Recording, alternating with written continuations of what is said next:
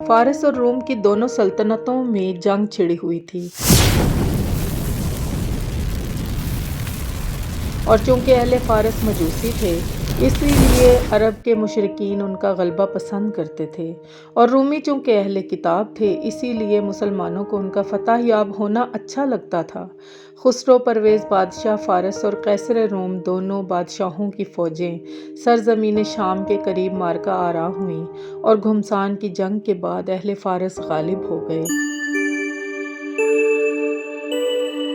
مسلمانوں کو یہ خبر بڑی گراں گزری، اور کفار مکہ اس خبر سے مسرور ہو کر مسلمانوں سے کہنے لگے کہ تم بھی اہل کتاب، اور رومی نصارہ بھی اہل کتاب، اور اہل فارس بھی آتش پرست، اور ہم بھی بت پرست۔ ہمارے بھائی تمہارے بھائیوں پر غالب ہو گئے، اگر ہماری تمہاری جنگ ہوئی تو اسی طرح ہم بھی تم پر غالب ہوں گے۔ اس موقع پر قرآن مجید کی یہ آیتیں نازل ہوئیں جن میں غیب کی خبر دی گئی ہے۔ سورہ روم رکوع 1 پارہ 21۔ رومی مغلوب ہوئے پاس کی زمین میں، اور اپنی مغلوبی کے بعد وہ عنقریب غالب ہوں گے چند برسوں میں۔ حضرت ابوبکر صدیق رضی اللہ تعالیٰ عنہ نے ان آیات کو سن کر کفار مکہ میں یہ اعلان کرا دیا کہ خدا کی قسم رومی اہل فارس پر غلبہ پائیں گے، لہٰذا اے اہل مکہ تم اس وقت کے نتیجہ جنگ سے خوشی نہ مناؤ۔ چونکہ بظاہر رومیوں کے فتح یاب ہونے کے اسباب دور دور تک نظر نہیں آتے تھے، اسی لیے ابی بن خلف آپ کے مقابلے کے لیے کھڑا ہو گیا، اور آپ کے اور اس کے درمیان 100 اونٹ کی شرط لگ گئی کہ اگر 9 سال کے اندر رومی غالب نہ آئے تو حضرت ابوبکر صدیق 100 اونٹ دیں گے، اور اگر رومی غالب آ جائیں تو ابی بن خلف 100 اونٹ دے گا۔ اس وقت تک جو اسلام میں حرام نہیں تھا۔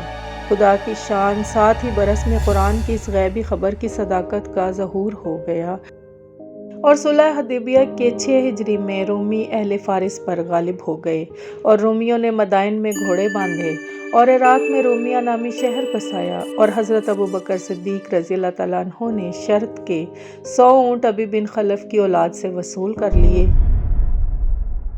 کیونکہ وہ اس دوران مر چکا تھا۔ حضرت سید عالم صلی اللہ علیہ وآلہ وسلم نے حضرت ابوبکر صدیق رضی اللہ تعالیٰ عنہ کو حکم دیا کہ شرط کے اونٹوں کو جو انہوں نے ابی بن خلف کی اولاد سے وصول کیے ہیں سب صدقہ کر دیں، اور اپنی ذات پر کچھ بھی صرف نہ کریں۔ فارس اور روم کی جنگ میں رومی اس درجہ شکست کھا چکے تھے کہ ان کی عسکری طاقت ہی فنا ہو گئی تھی، اور بظاہر ان کے فتح یاب ہونے کا کوئی امکان ہی نہیں تھا۔ مگر ساتھ ہی برس میں رومیوں کو ایسی فتح حاصل ہو گئی کہ کوئی اس کو سوچ بھی نہیں سکتا تھا۔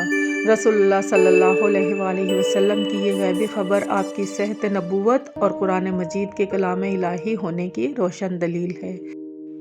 سورہ روم رکوع 1 پارہ 21۔ رومی مغلوب ہوئے پاس کی زمین میں، اور اپنی مغلوبی کے بعد وہ عنقریب غالب ہوں گے چند برسوں میں۔